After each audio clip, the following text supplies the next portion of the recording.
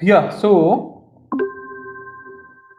today we are going to finish the remaining tactics part. So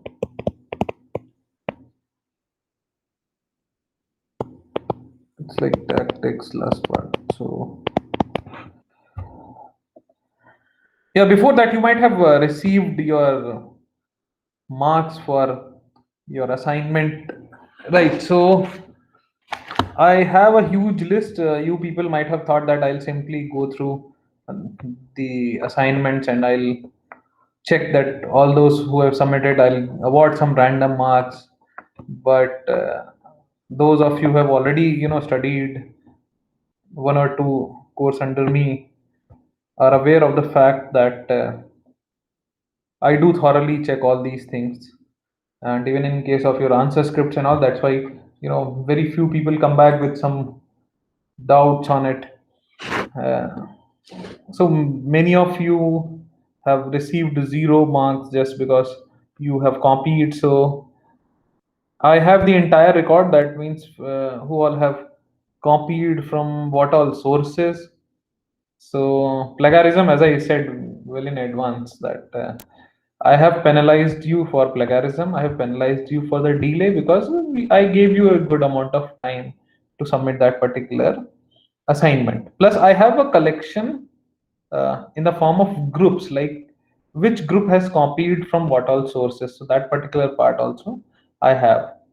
But yes, obviously, in a class size of 100, nearly 100 plus students, one or two cases I might have missed, but I tried, I checked all the answers twice, all the answer sheets, or you can say the assignments twice, in order to identify the work done by you people. So after giving that much amount of efforts, I was able to identify who all copied from what all sources. And once again, as I said, one or two cases I might have, missed just because of the class size, or else I would have, easily covered all the copying cases. And as I said, I have several buckets which tells me that okay, from what all sources, what all answers were copied. Right. So, okay, that was about the assignment part. Now let's come back to our course. So, in our last discussions, we were, covering the tactics where where we said that okay, this is something which is meant for achieving quality. So, there we studied your modifiability and just to give you a brief recall, right? In case of modifiability, we saw some of these tactics where we had your split module, and then we further covered the increase of semantic coherence, and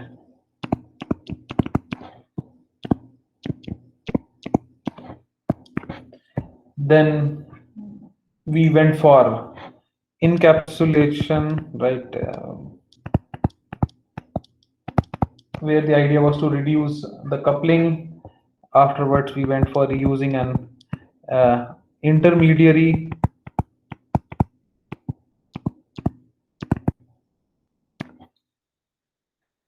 in which once again the aim was to reduce the coupling. Then we said, okay, let's restrict the dependency. Afterwards, we covered the refactoring part, right? Once again, all these tactics were used to reduce the coupling, and then again another one we saw, abstracting the common services.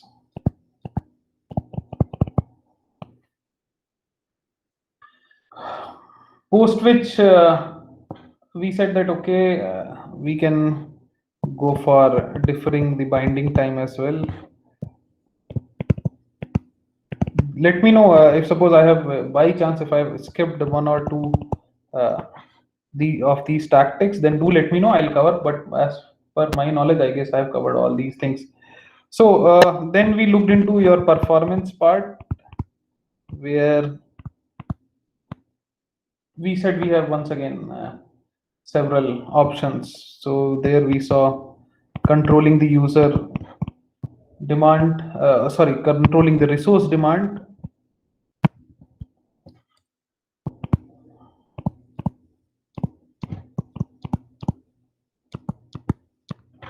Then we said that, okay, we can also further increase the resource efficiency, right? I can increase its potential. Then I can reduce the overhead. I guess I've covered this as well.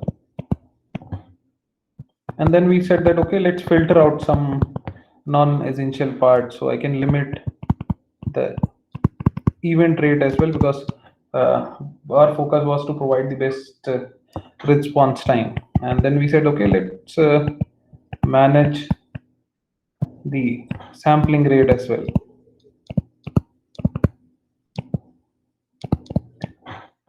And in addition to this, we said that, okay, I can bound the execution time as well.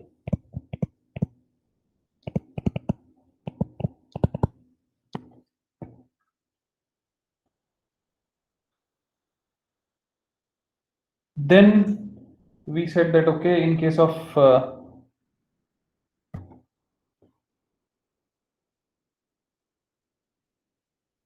performance, I can manage the resources, and managing the resources can be done by, increasing the resource.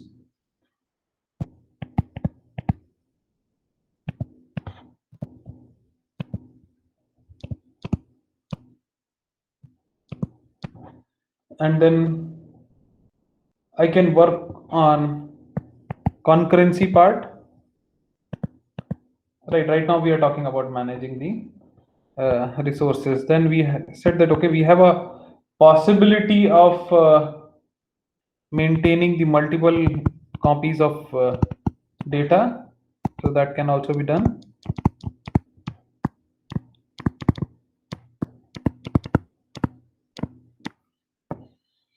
Then further what we can do is we can maintain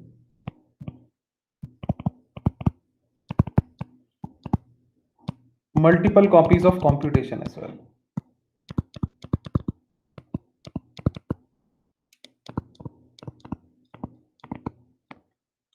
So there we said that, okay, we have the concept of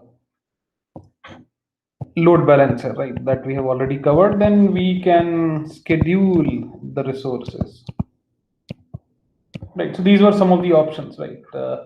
Now today we are going to talk about security. Today we are going to talk about security.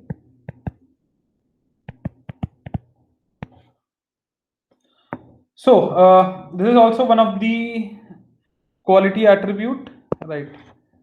This is also one of the quality attributes. So here also I can have several tactics.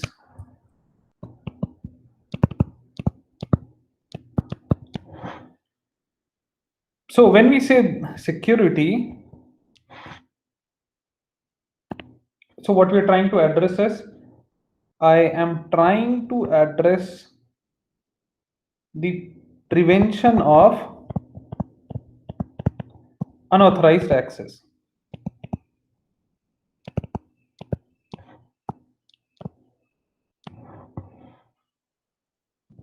And in addition to this, I am trying to permit only the authorized access.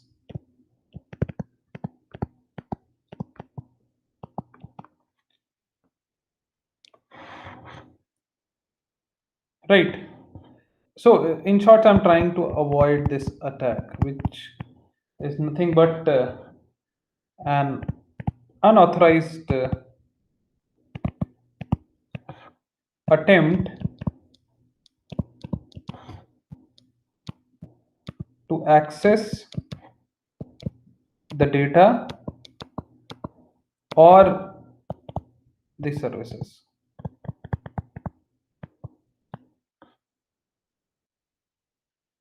And this attack can be in a form of an attempt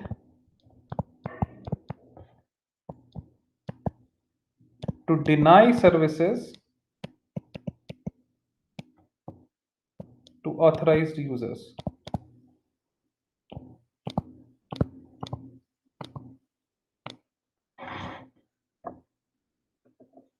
Right, so these are the points which are associated with your attack. Now, let's see what all tactics we can have, right? So, for security, the tactics we can have is I can detect the attacks, I can resist the attacks, I can react to that attack,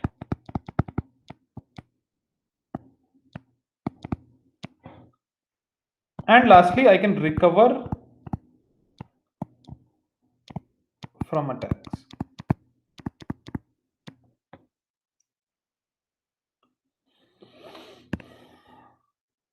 Right, then there are several tactics for detecting the attacks, there are several tactics for resisting the attacks, and there are several tactics for reacting to attacks, and there are several tactics to recover from the attacks.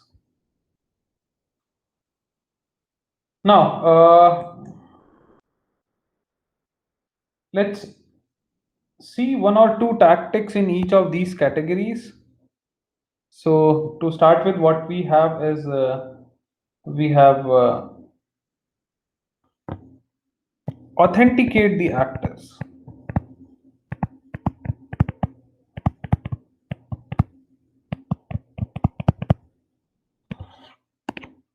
Right, this is I can learn to understand you much better if I can get familiar with the way. so what we can do is we can authenticate the actors. So this is the tactic for security where I'm trying to resist the attack.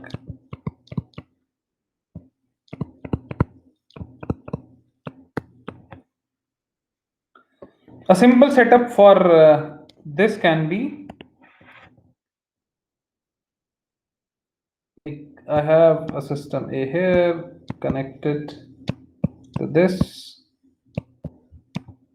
In between, I have a firewall.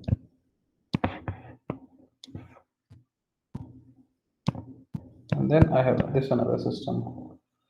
So what happens here is that a request goes from this, and what it does is it will either give the access or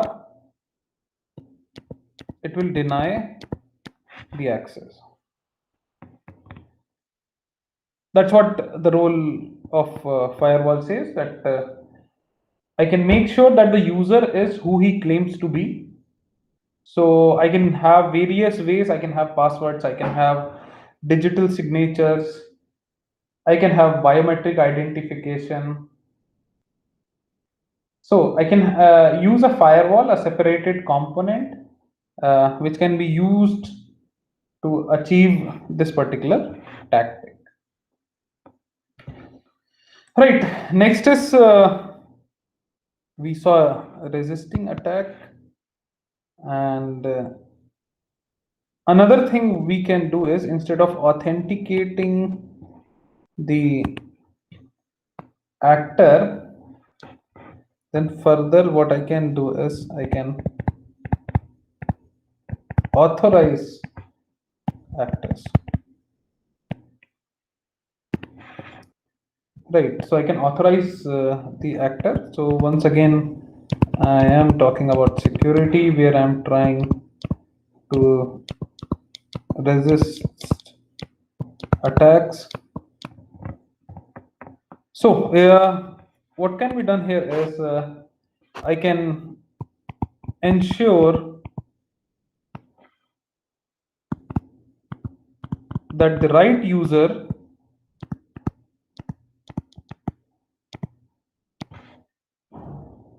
has the right access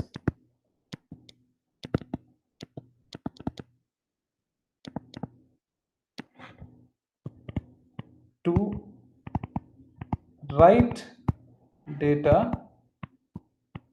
or services.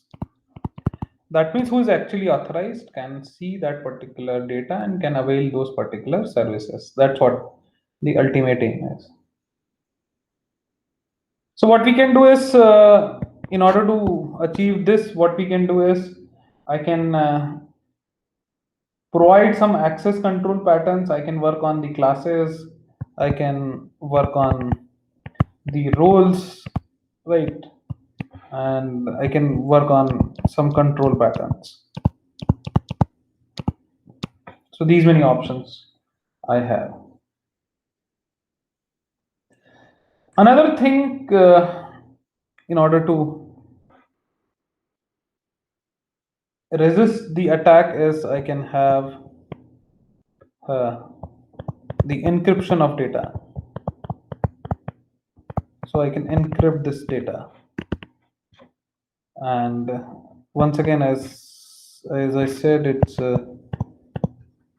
another tactic, security tactic for resisting the attack.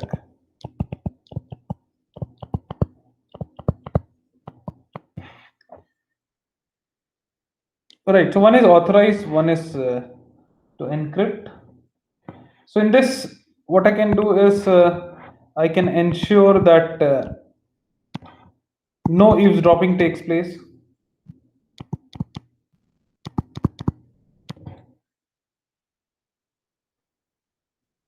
Sorry.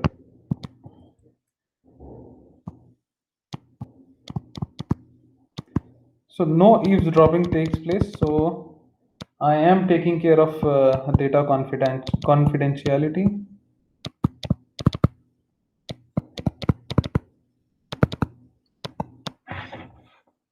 So and whenever I'm sending the data, I should encrypt it.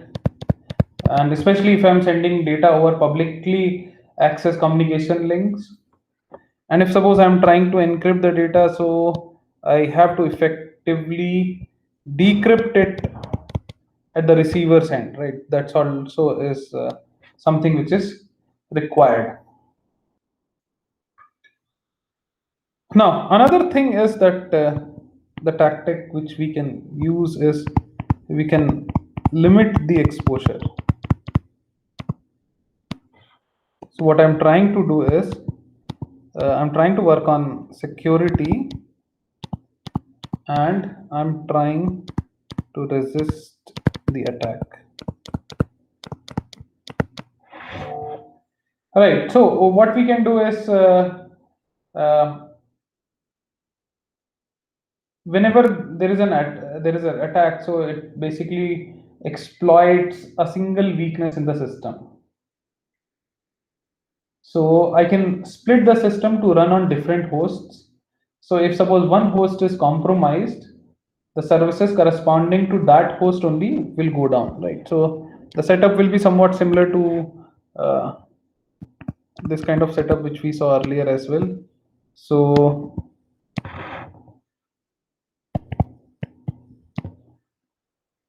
let's say I have this kind of setup.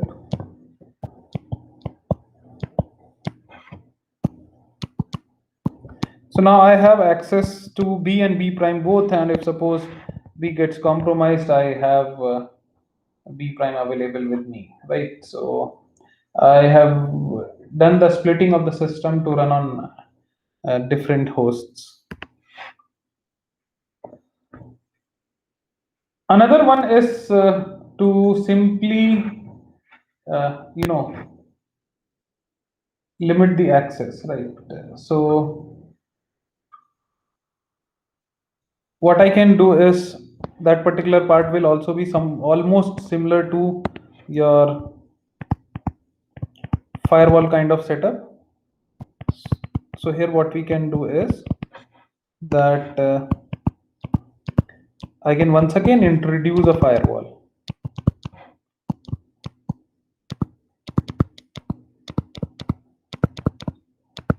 Right, I can once again introduce a firewall.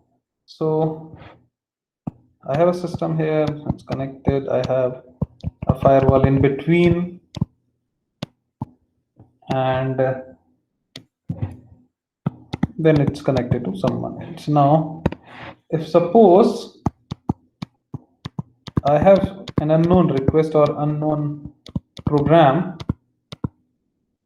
so role of my firewall will be that it should not be allowed.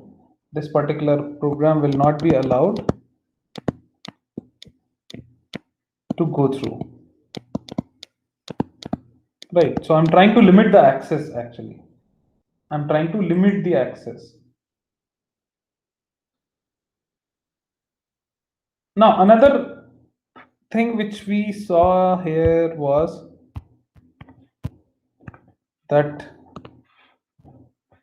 one thing is that I can restrict the access. Another thing is I can detect the attacks, right? That would be the best thing, right? If I'm able to detect it, that would be the best thing. So in that case, what options I have is I can detect the intrusion.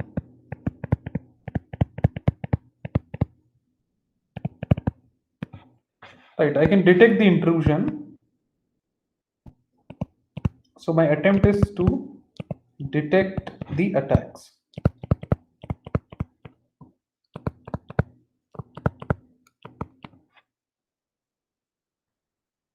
Right. So before going further to this, let me take a pause and ask you that if you have understood all the things which we have discussed uh, right now, or if you have any doubts, then I can re-explain the particular topic.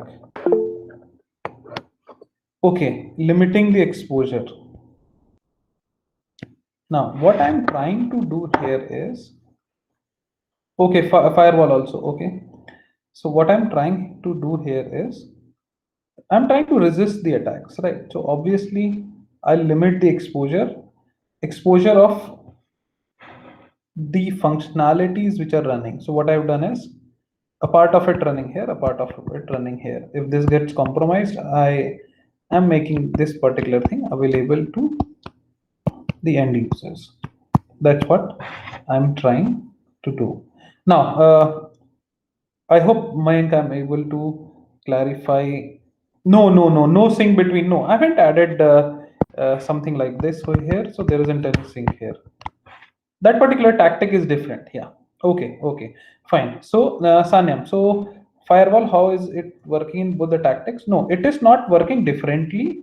The only thing here it is doing is here the access is allowed to the authorized user. Here it is saying that unknown programs will not be allowed to pass through it. That's the only thing, and that's the role of entire firewall. So it works in both the ways for both the things. That's how it works. Yeah, fine. Any doubts? No. Okay. Ramit, any doubts up till now? Chavi, any doubts up till now?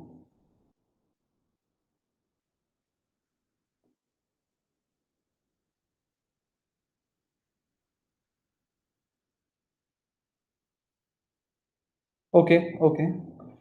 So I guess Chavi is not here in the class. But I deliberately asked this question because I know Ramit, you have joined very late, so already you have missed a good amount of discussion. So you know, uh, there isn't any scope of asking any question because whatever I'm going to cover now, that would be the first thing which you'll be learning today. Anyways.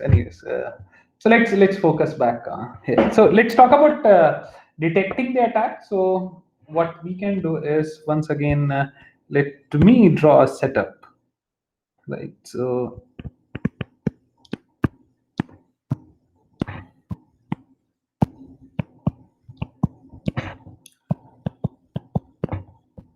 what I'm trying to do here is that I have added an intrusion detection mechanism.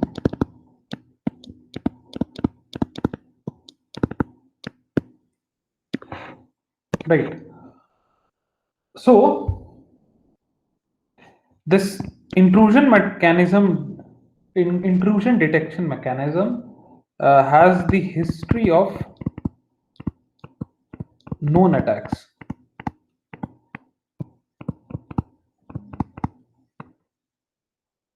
So it can very easily detect any security breach. Right. So traffic pattern is matched and variety of options we have here. So I can keep a record of known attacks. Right. That's what I can do here. So I can keep a record of known attacks in this.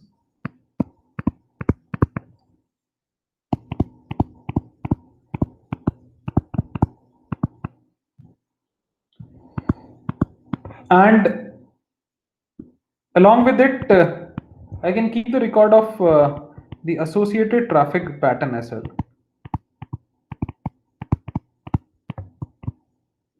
That would give me an idea of a particular attack which is being done on a particular system.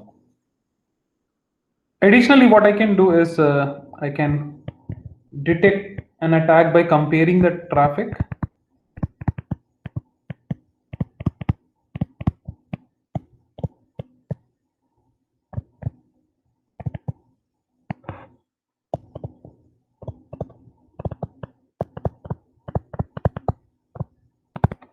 that's how I will be able to detect the intrusion, or I'll be able to detect any possible attack which is happening in our system. Now, next is what we can have is we can have the recovery from the attack. So for which I can maintain, yeah, this thing is something which is common in several things, right? I can maintain the audit trail, right? So what I'm trying to do is now I'm trying to recover from the attacks,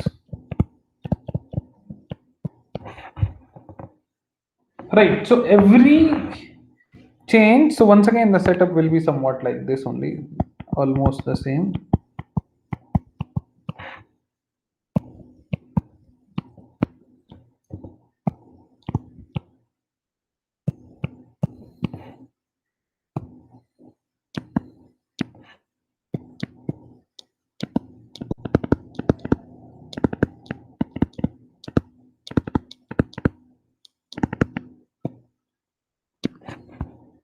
So what we can do is that every change will be logged.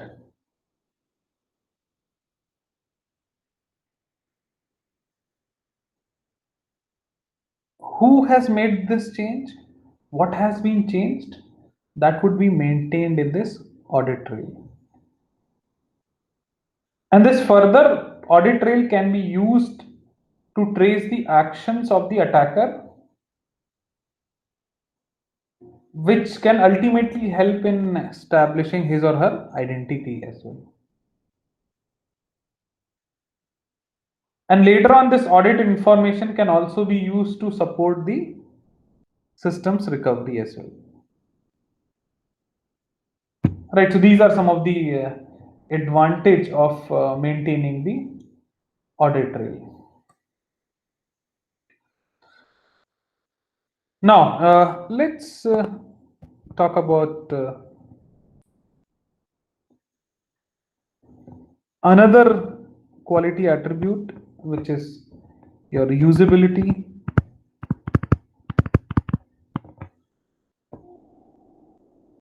So for usability, we can have like I can go ahead with the cancel operation. I can go ahead with the undo operation. I can go ahead with your pause or resume operation. I can go ahead with aggregate. I can go ahead with the maintaining the task model. I can go ahead with maintaining the user model. And okay, so I have a question. Let me write it. I'll come back to your question, Sanya. So what I can do is I can maintain the user model as well. And then I have something called as testability.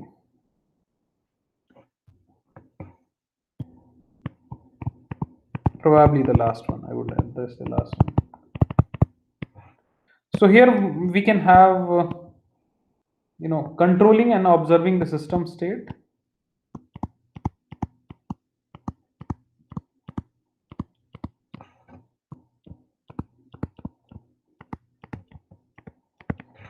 And further I can limit the complexity as well.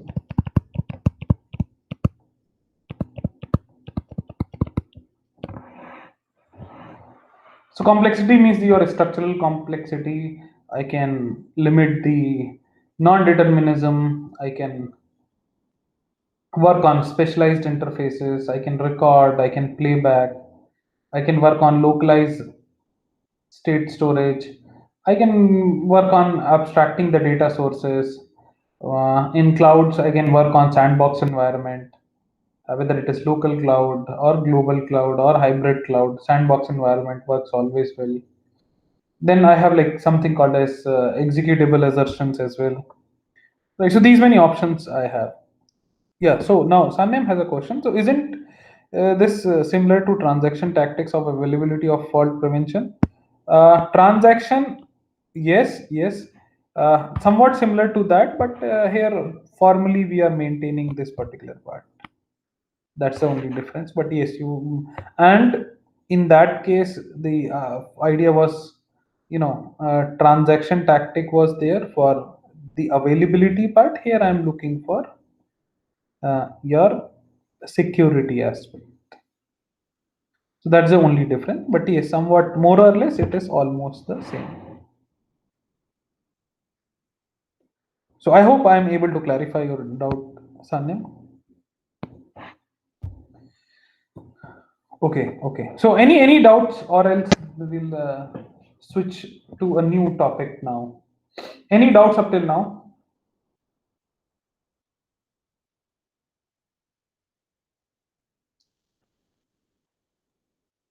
So there can be one difference in fault. We are only concerned to restart from the same state, but in security we have to also revoke unauthorized.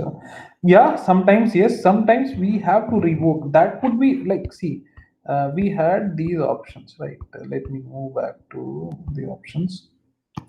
Right, that would be like I have to react to the attacks and I have to recover from the attack. Then in that case, revoking the unauthorized access would be done. Very correct, Ramit. You're 100% correct in this. Now, another thing which I thought of discussing today is your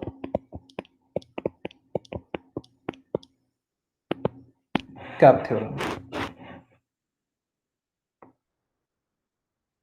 Right. So,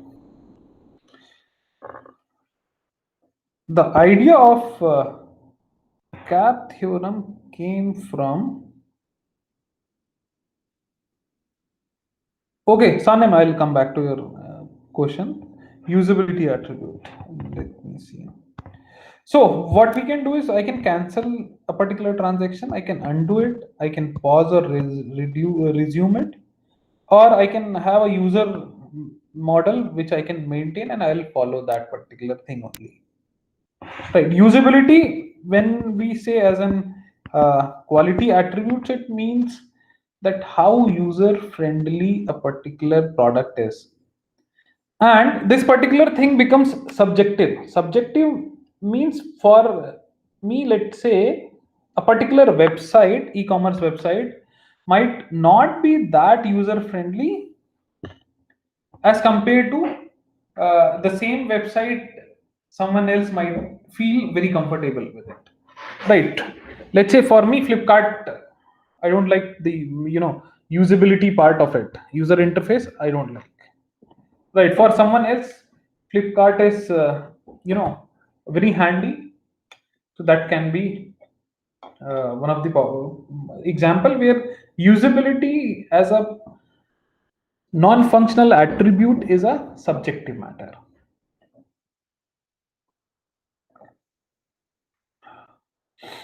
Yeah, I hope I'm able to clarify. Yeah, okay, fine. Now let's move to cap theorem. Any idea about cap theorem?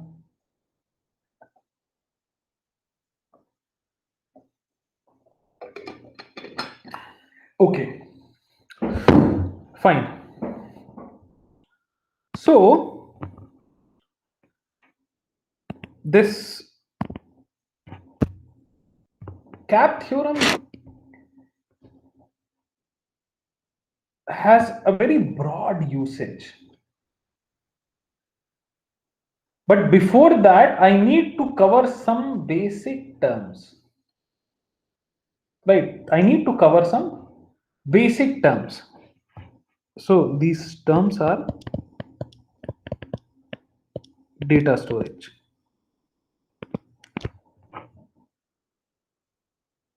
When we say data storage, I'm saying that this particular thing is providing ability to persist the digitized information, and it can be in a form of your plain text files. It can be in a form of your binary files, or I can have other variants of it.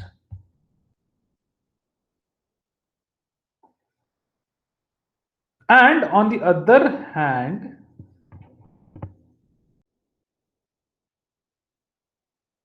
I have to maintain the data storage for a length of time. Length of time means for a period of time. But this particular thing depends on what kind of storage I have. Right? What kind of storage I have.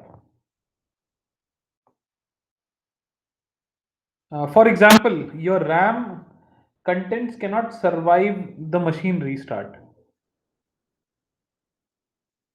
Right? Your RAM, sorry, I used to do.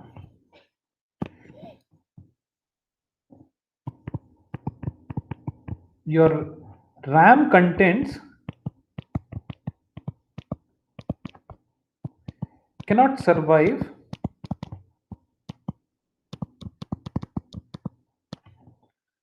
a machine restart. Whereas all the contents which are there in your hard disk can survive.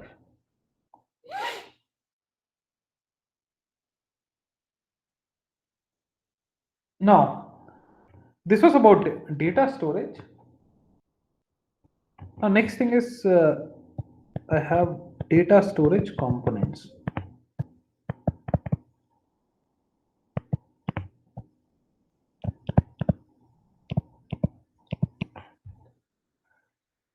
So I can have different categories. For example, I can have your raw files.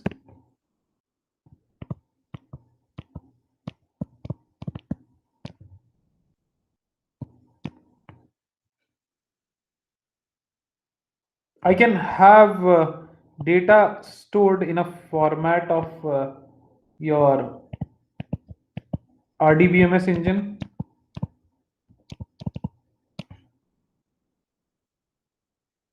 I can have key value stores.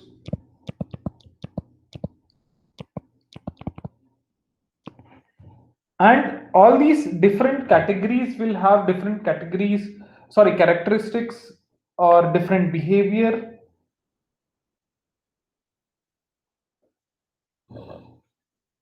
And further, what we can have is I can have a separate storage strategy for it as well.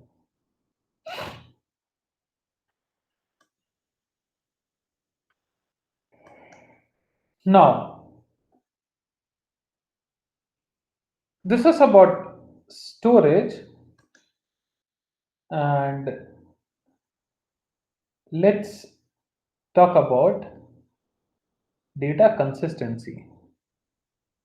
So, what do you mean by data consistency? Because since I have already covered this in your DBMS course, so I know you are aware about this. So, can you throw some light on data consistency?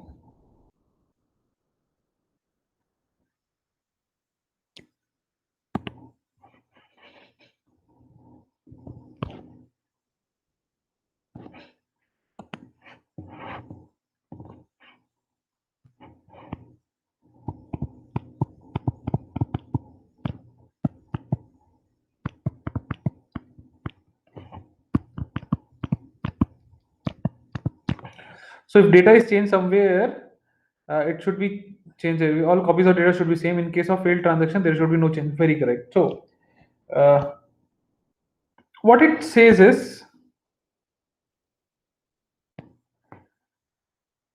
disallow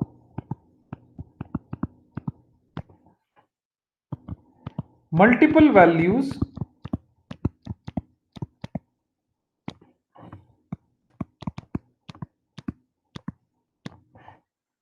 of same piece of data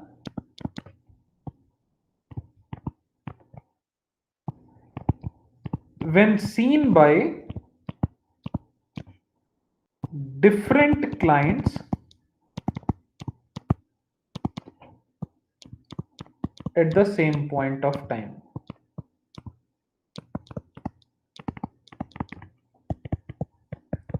Getting this part or not? I'll try to explain you with the help of an example.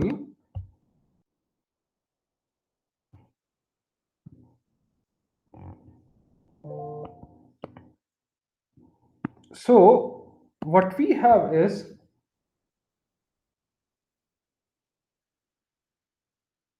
I have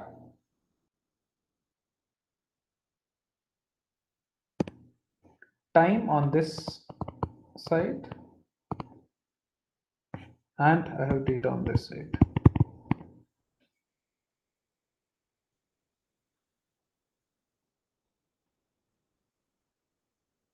So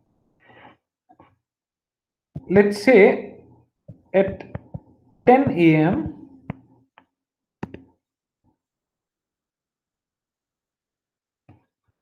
the value of data was 25. So this is the initial value, which is 25. And at 10:05 a.m.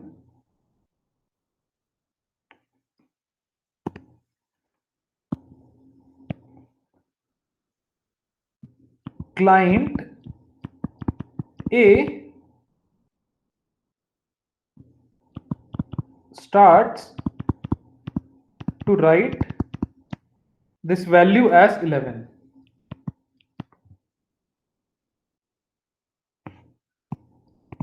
right?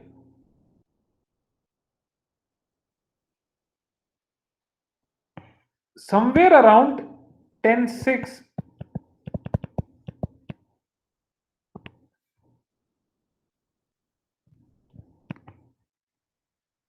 client B reads this value as 25 only, because client A has not yet committed.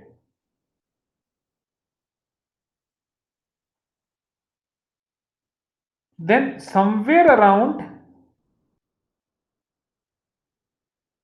10:07,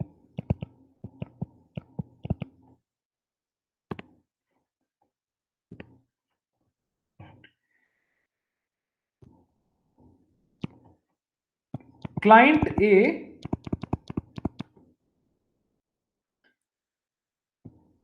commits value 11.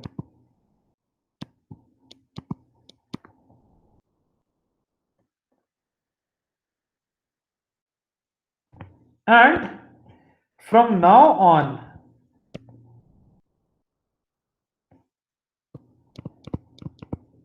others will read 11. So somewhere around this zone,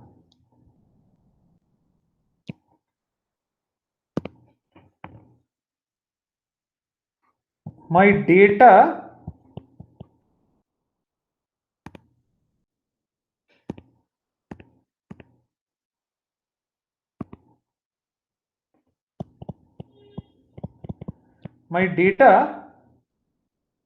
is inconsistent in this time window.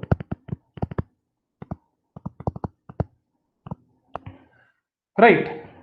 So once again, I'll explain you that initially the value was 25. Client A starts to write it as 11. So that means some amount of, let's say, debit takes place. But the commit was not done, and in between someone else read it as B. Sorry, 25.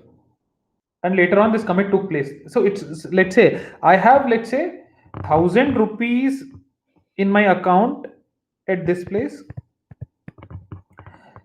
I made a payment. I made a debit card payment, and now the payment was for 800. So 200 was supposed to be written over here.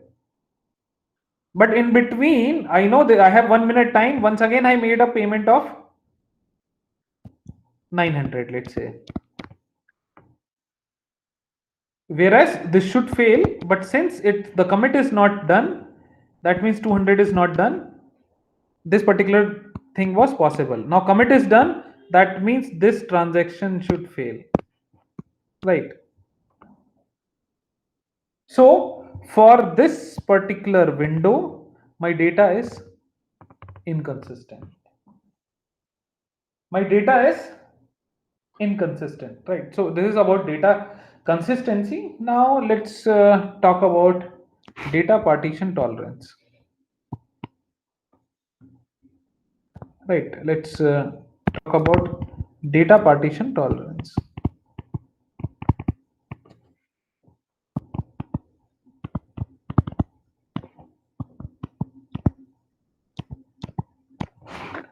So partitioning of data means placing part of data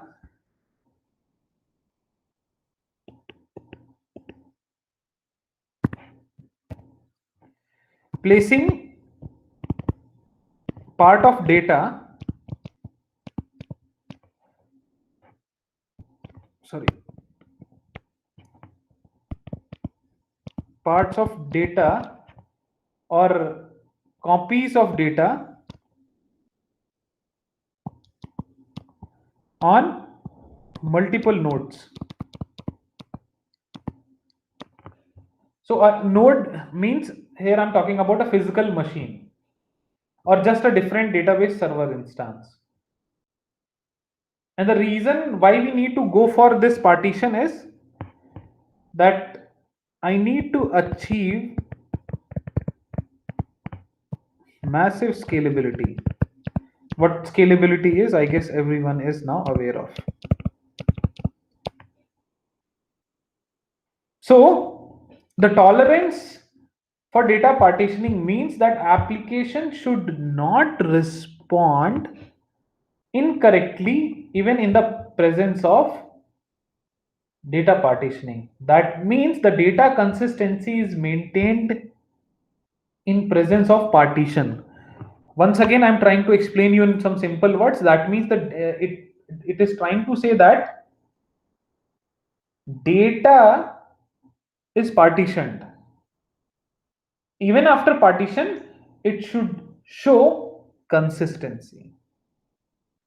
It should show consistency. Now, coming back to your data consistency or CAP theorem.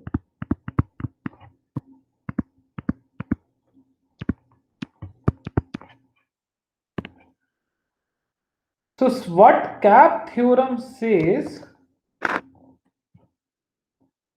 I have, let me draw the diagram.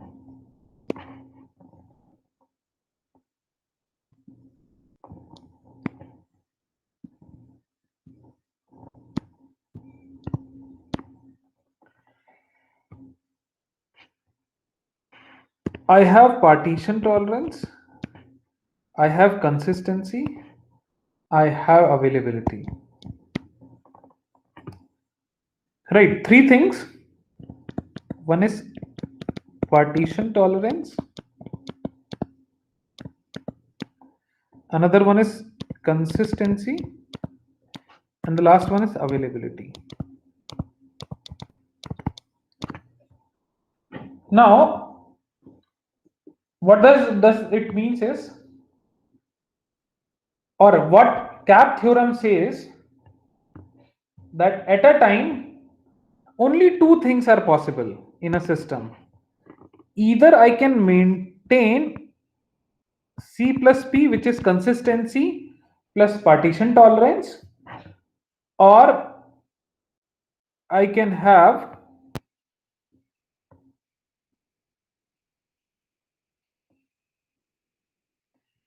A plus P, which is availability and partition tolerance, or here this common area, I can have C plus A, which is consistency and availability, but no three things at a time. Getting my point or not? No three things at a time, only two things out of all these three. So for your A plus P, I can have your, Cassandra. Everyone knows about Cassandra, right? I can have your Dynamo. I can have your Simple DB. For C plus A, I can have your MySQL, a very popular one. For C plus P, I can have your Bigtable. I can have your MongoDB. Right, these things we can have in various categories.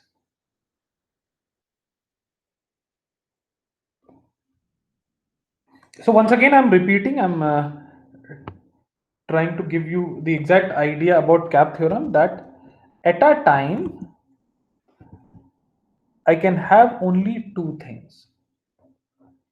So this theorem basically comes from your theoretical computer science, and it's after the computer scientist Eric Brewer. So it states that it is impossible for a distributed data store. See, that's why we were talking about data partition tolerance, right? For a distributed data store to simultaneously provide more than two out of consistency, availability, and partition tolerance, right? So this particular thing is not possible. Consistency, where every read receives the most receive right or an error. Availability, right? Every request will receive a response. Partition tolerance, we have already talked about. So when a network partition failure happens, so I can cancel the operation, I can proceed with the operations as well. Okay, sir, please give some example for partition tolerance. Okay, now what I am trying to do here is, in case of data partition tolerance,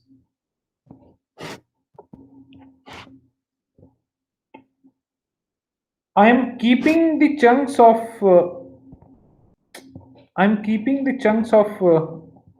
data, or let's say I'm maintaining the chunks in various VM database instances or at locations, right? So placing the parts or the copies. So there is a possibility I have stored A. So here also I have stored A. Or let's say out of A I have extracted AA here and AB here, right? Where A equals to AA plus AB. So the application which is using this thing should not respond incorrectly even in this kind of setup where my data is either has several replicas or it is scattered to various locations. That means I'm trying to maintain the data consistency even in the presence of various data partitions. And that particular thing is called as partition tolerance. Siddharth, I hope I am able to clarify your doubts. Okay. So this was all about CAP theorem for today. This is the last topic for your midterm. Now let's have the question answer session. So if you have any doubts, you can ask now.